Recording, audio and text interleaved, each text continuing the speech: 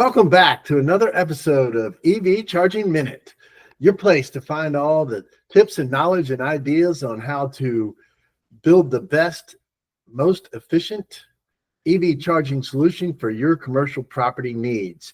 I'm Tony Booth, your host of the show here, and brought to you here by Stay in Charge, right? As y'all know, I'm the founder of Stay in Charge, EV charging solutions provider focused on the commercial real estate industry. So today we are in the number 6 part of our mini series that we've been doing. If you followed along here, number 6 of the key aspects of designing the proper EV charging solution. So the 6th step is kind of the last thing we look at and last kind of questions we ask for our customers. And it's really talking about how will the solution be managed, right? Like how will this thing be taken care of and how much involvement does the host property want?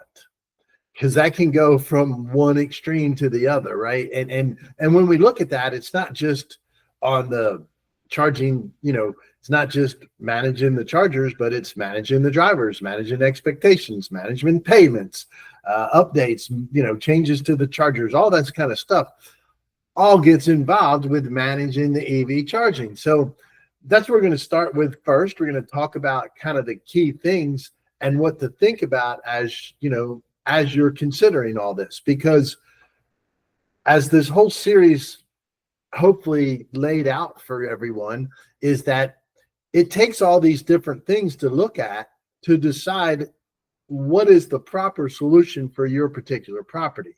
Okay. We are strong believers that one size doesn't fit all. Like we can't just slam the same thing into every property. It doesn't work. It's not the right way to do it. Would it appear to work okay? Maybe, but why, right? Like why put everything in? Why try to fit everything, into the same basket, right? We make different solutions based on your needs. And that's what this is all about, this series. And so when we look at what's involved in managing EV chargers, okay, so there's first the one of the main things is kind of the ongoing daily thing is, monitoring their availability. Are they running? Are they operational? Are they in proper working condition? Those kind of things. Typically, your charger it's pretty good about monitoring itself, like it self-monitors. So like if there's a short in the system, if there's things happening, it's going to shut down. So you're not necessarily monitoring to make sure it's not a safety hazard, but you're monitoring to make sure that something hasn't happened to trigger it to shut down. So it's checking the units. This can often be done, from a charger management platform perspective. We're managing ours. We're monitoring ours live 24/7. What's going on? Are they on the system? Are they up and ready to go? Are they in use? Are they not in use? These are all things of monitoring that availability and working condition. And then obviously what we have on our platform can't tell us if, something's happened to a cord or something like that. However, if we get a fault, then we know that we can look at those things. So that's one of the things is monitoring. And so from a perspective as a commercial property, do you want to be making sure your chargers are operational every day? Because if you're, you've got these here for your customers, tenants, or guests, and you want to have them available. So do you want to be, do you have somebody that you want to dedicate to making sure that's happening? The next thing that we look at is managing the access, managing the fees, and collecting the payments. This is where it gets a little bit, can kind of have different tiers, right? Managing access, if you think of that's who's going to be allowed to use that charger. And that can be as simple as, giving somebody a passcode to get access to the charger, right? Giving somebody an RFID card that turns the charger on, or it could be adding them to the back end of the platform like ours, or a charger management platform that says, okay, so-and-so's this person with this email, once they register on an app and have an account, they can use this charger. Okay, so there's all kinds of steps involved in that, and you want to know how much you want to get involved. Same way when it comes to collecting payments and the fees for using the chargers. Some of the basic, simplest chargers we have available are a simple charger that's hooked up and it's got a passcode on it. The driver comes up, hits the little, taps the screen, and it asks for them to enter their passcode, and they put their passcode in and the charger turns on. Well, that's as simple of an interface as you can have. It's about as dumb of a charger you can have without still having, and still have control of it.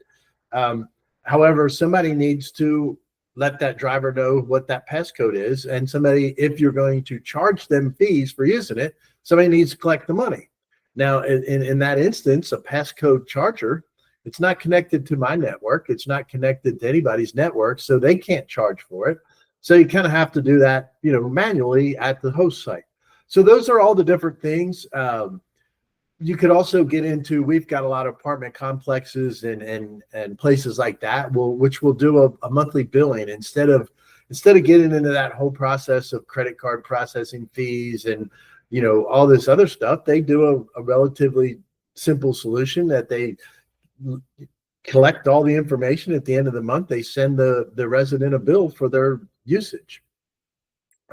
We also do that for some places of our own. So, that's part of the managing the access fees and collecting payments. The next part of managing all these is driver support. That's a pretty big deal too, right? You're going to have, first of all, you're going to have drivers that don't understand your instructions that need help with that. Maybe they're having trouble understanding how to use the mobile app or how to use the passcode. And they're going to need somebody to reach out to. They're going to need somebody to ask. You're going to have times that even in the best of solutions, you're going to have times that there's a, tech glitch in there. There's some kind of glitch going on and they're going to be doing everything right and it's just not going to work. And so somebody needs to answer those questions and help those people. You're going to have people that come in and, you may have somebody that says, hey, I thought I was only going to spend, $15, but then this thing charged me $18. Why? And you're going to have things like that. You're going to have to deal with people. Anytime you're dealing with people with payments, you got stuff to deal with. We also see, what we see a lot on our side is a lot of drivers getting needing help on how to even use the charger for their car, because on the hospitality side, what we find is there's a lot of rental cars out there, right? And these people get into the EV, they've never been in one before, and they don't even know where to begin. So we run into some of that as well. You're going to get some of that no matter what, even if it's a tenant and it's their car, because they may not know everything about their car yet. It may not realize, and then they come to you and try to use your charger and it's not working. They're asking you questions. We see this even with adapters, right? Like people are using different adapters and all of a sudden the adapter doesn't work. So that's part of the driver support. So you want to think about, do you want to be engaged in all that? Do you want somebody else to handle that? And if you do want someone else to handle that, right? Ask yourself, how important is that guest support, right? That's a big point we try to point out to everybody, because there's networks out there that maybe are good networks when it comes to being able to maneuver and manage the charging solution, but they don't have good customer support. So that might be a good alternative, but then you might find out that your people are upset because they can't get good support. So make sure you're looking at that too. That's one of the things that we've always thought was missing in the industry. There's not very good support. There's a lot of emails and chat bots and things like that. And they try to run them through the standard, like, oh, do this, do that. And then when that doesn't work, they kind of go, sorry, we can't help you. So we don't agree with that. We work a little differently. So make sure you understand how important that level of support is. Okay. The level of support that we provide, we recognize is probably more than's needed at a workplace, right? You're giving this to your employees. Well, yes, you want it to work, but if something goes wrong one day, is it really the end of the world? So that's one side of that to keep in mind. The other part that happens that we get into that you're going to have to do is you're going to have some routine maintenance, maybe some firmware updates, things like that, and repairs when they happen, and understanding what to do when that happens. Okay, so think about what you want to be tasked with, or what you want your team to be tasked with when something does go wrong. Is it something that you want to be involved in? Do you want your people tracking down and figuring out how to do a firmware update, or how to figure out what's going on with the software on the charger management solution? So that's a part I really look at. The routine maintenance side, it's very minimal when it comes to a level 2 charger. Okay, not a whole lot to be done there. You're kind of checking on things, wiping on things, cleaning it up here and there. Later in its life cycle, you might be looking at replacing a screen or something like that. You might be looking at some point of replacing a cable, a connector. Just there's some small things that can happen on that, but there's nothing that's really fallen into a routine maintenance. But on the DC charger side, there is routine maintenance. Okay, you're going to have to do certain things depending on the manufacturer. They're going to have a series of recommendations that you do quarterly, biannually, or annually, and making sure these things are running properly and they're kept up. So that's a big thing to look at. How much do you want to get involved in that? How much do you want to outsource that? And do you have even the time, or the bandwidth, or the capabilities of doing those things? Okay, because think about DC fast charger. You don't just want anybody going out there and running through a checklist, because you're talking about high voltage materials. You're inside a cabinet. A lot of things to think about there before you just kind of take that on yourself. So there's that's the whole side of the routine maintenance updates. Repairs is another spot to really pay attention to. How much are you going to have to get involved with repairs? How much are you in the middle of tracking things down? These things have different components, right? There's the electrical side. It consists of your power supply, your breakers, things like that. Then you have your hardware of your charger. That's got all its safety switches inside. That's the unit itself. And then you have your software. Well, just naturally in those three things, you now have three different silos of things that can go wrong. And if you're in a situation, you might find that the hardware people are saying, well, it's not us, it's your software, and vice versa from the software or from the electrical side. You could have that a breaker went bad, and it's causing your chargers to trip when somebody tries to use the charger. You don't know that. You're just calling the charger company, and then the charger company saying it's not their problem. So how much do you want to get involved in that versus having someone that is going to be like that one call solution, and they're going to handle it all for you? So those are all things to look at and consider. One of the last things, this is a minor one, but it is something that comes up: reporting, registrations, things like that. California's got these CTEP requirements. There's certain meter requirements. There's certain, you got to register with the county. They come out and put a sticker on it. There's going to be an annual inspection kind of thing that happens. Some places you may have reporting required, especially if you've got incentives. Reporting, it needs to be run. Even internally, you may have reporting. So think about those things. How much do you want to be involved in all that as well? Sales tax is a good example, right? This is obviously a taxable income thing. Your state or local jurisdiction may require a sales tax be paid on it. How much of that are you wanting to be involved in? And so that's kind of the key things that fall in. Those are the top kind of 5 things that happen when you look at managing your EV chargers. So again, it's monitoring, making sure they're operational, dealing with access and collecting payments, collecting the fees for charging, helping the drivers understand what to do, and then doing any routine maintenance and updates and required reporting. So when you look at these things, where we see it, you really have 3 kind of main options here, and they go from one side to the other. The one side is that free option, right? Like if you went with a free model where somebody comes to you and says, okay, I'm going to go out in your parking lot and I'm going to pay for everything. I'm going to do everything. I'm going to put chargers out in your parking lot and it's all on me. So that's one model, right? And then you have the do-it-yourself model kind of option where you're going on and you're hiring an electrician, you're buying a charger, you're finding the right software, you're putting it all in, you're getting set up, you're learning how to manage that software and everything else. And then the third option is a done for you option where everything is basically done for you. Like, the company comes in, installs, does everything on your behalf. So that's the primary model that the stay in charge model falls under. We are a done for you company. We put it in, we manage it, we put you in the EV charging business without having to go into it, without having to learn how to do it. So those are kind of your three options, and we'll dig a little bit deeper in there, right? So if you're looking for, if you say that, the number one thing for you, or hey, I don't want to be involved in these things at all, right? Like, then that free model is might be the right fit for you, right? Like, as long as you don't mind giving up control and not having any flexibility in that charging solution, that might be the best model for you.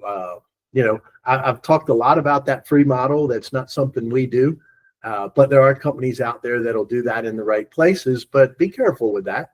But if you really don't want to have anything to do with managing these things, and you don't care if somebody's mad about them, and you don't care how much somebody gets charged to use them, that free model might be a good option for you. So in that scenario, you don't have anything to worry about, right? Like you have absolutely zero to worry about, except for putting up with complaints from people if it's not done right by that provider. Then when you look at the DIY model, the do-it-yourself model, in that model, like, kind of everything's on you, but I will say, depending on some of the components you choose, especially on the software side, you will have some support there, right? So, a typical DIY model might look something where, you've kind of do your research, you've got an electrician, so you hire your electrician and say, hey, I need this run out to the parking lot. You do your research, you find a charger that you like. Maybe you called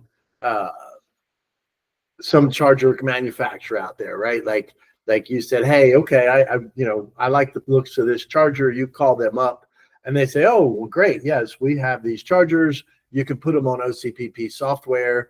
They're probably going to say, oh, here's some ideas. Here's a couple different companies that we recommend for those software providers. Okay. So then once you look at that, then you decide, okay, I like this software. And then now you do it all yourself, right? Like, it's all on you. So like a good example of that is actually, and this is something that Stay in Charge does. We actually offer this as a solution when we're building out solutions, is like one of the manufacturers, Wallbox, that we work with very closely. They sell you a charger, and they've actually got their own version of a software solution. Their chargers are OCPP compliant chargers, which can run on our software, but they also offer I'd call it a light version of software that you can get through their chargers. So you could do it yourself and go buy a Wallbox charger, install it at your property, and manage it all on their software. And so it's all on you. It's all there for you to do. In fact, I tell you, we're working on, one of the things we've done is we've actually put together a solution, like on the apartment side and multifamily side, in that DIY space, that if you buy the Wallbox charger, we've created some training documents that will allow you to follow our documentation to set up the Wallbox charger using the Wallbox software. This can all be done for free, to where you give somebody access and then bill them monthly for it. So if you want to get DIY and do it all yourself, there's absolutely a ways to do that. And that's what that could look like, right? That's a good model. That's not a bad thing if you want to be involved. And then there's the done for you model. That's kind of That's what Stay in Charge was built on originally. That was our original product that we came to market with, is a completely done for you model, to the point, like we tell everybody in our instances, 99% of the people have never even logged into the platform. They don't have to. They know that there's chargers in their parking lot. They know that if anything happens, they're going to call us. They know that if a driver has a question, the driver's going to call us. They know they're going to get a check every month for their chargers, right? So that's kind of the done for you side of it. You really don't have anything to worry about. It's all done for you. And it's all still under your control. That's kind of the difference between, if you look at the free model versus the done for you model, you almost have the same involvement. I'd say with the done for you model, you got to get a little bit more involved, because here's what you have to do. You have to work with us to set the pricing. You have to work with us to set how we're going to control access. Other than that, the done for you model is going to take care of everything else, and you're going to get a bigger portion of the revenue, the bulk of the revenue, right? So that's the done for you model. So you have to look, those are your options as you look through there, kind of on that scale from completely wash your hands of it and get nothing, and have no control, nothing at all, to dive deep inside and own it, operate it yourself, or the done for you model where you do have controls, you do have the ability to say how it works, but you don't have to touch it and operate it on a day-to-day basis. So that's really where it kind of falls in. So as you look at your options there, and there is, I want to mention, there is this hybrid model, okay, that we've worked on and we've developed, and that's where we take that done for you model, and some aspects are taken on by the host. So for example, I mentioned a minute ago how you could, in a DIY scenario, if you want to do it yourself, and you could buy a wall box charger, reach out to us. We've got programs, and we could share our information with you on how to set that up and run it yourself. In that scenario where you're billing the person for using that charger, right? We can show you all that. We do that for free, give you that information for free. But we also, in that same scenario, we'll set that up for you for a small fee.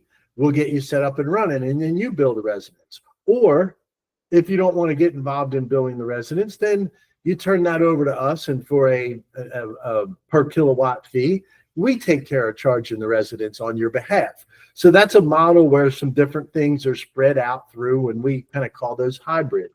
So that's a way that we can tailor a system to meet what you really want. We do that on a maintenance side too. So a lot of our customers, we provide these umbrella packages and maintenance programs so that they know, hey, something goes wrong, it's covered. Well, what we've done with some of them is instead of sending a tech out, like we've got a couple properties where they're large properties. They have on staff maintenance people. They have on staff electrical people that understand it, know how to do electrical work. So instead of them having to pay for a technician to come out or diagnose it themselves, we put them in a program where if something goes wrong with a charger, we get on with their maintenance team. If we can't get it running, we pop a charger in the mail and send them a replacement charger. Their team switches it out and sends us the other one back. We get it fixed, swap it back around. We send them a loaner charger, right? So there's a lot of ways that when you work with a good provider, that you can get a mix of what you really want to get involved in and what you don't.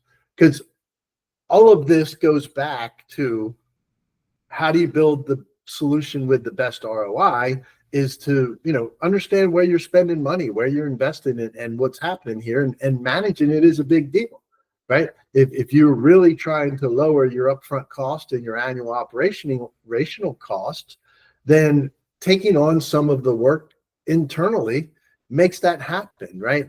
Think of a smaller hotel that's maybe not using, not getting a whole lot of use. If they ran with a simple program kind of this model of a done for you, but we put the access control, the fee collecting, and the payment collecting back onto the hotel property. Well, now they don't need our software. So now they don't necessarily need all that stuff. Okay. It simplifies the driver support because it's pretty easy. They take an RFID and put it in front of the thing. It's not much else they need to do. So there's some things like that. If you look at, you can really figure out how to tailor this and make a good use out of it, put a good system together. So that wraps up our 6 aspects. I want to follow, kind of end this one with, action steps. So the action steps here is when you're looking at designing your system, number 1, decide how much involvement you really want to have in owning, operating, running these chargers. Okay. My recommendation is always own them. Don't always run. Okay. That's what I tell everybody. Always own them. Don't always run them, because you don't always have to be running them, but you should always own them. And then look at those things and decide what trade-offs are worth it, because I can tell you the difference between, having you collect money, just simple face value, having you collect money and charging a flat fee to access a charger, versus me having it on software where I charge a flat fee, can save you anywhere from $10 to $25 a month per charger. So that stuff adds up, right? So that's why you have to look at these things and understand what works. So in those next steps, as you're doing it, as you're building this, make sure you walk through all 6 of these aspects, and they all go together. You can't just one to the next. They all work intertwined, and depending on how much you want to manage it, helps decide what's the right charger for you and all those things. So make sure you're going through that, review the system and the trade-offs of how much you're involved versus how much you're letting your provider take care of that. So that's it for today. That ends our 6 aspects of designing the best solution for you. And as always, I hope you got some good ideas, tips, and knowledge out of this podcast and learned something new about EV charging today. And we will see you on the next episode.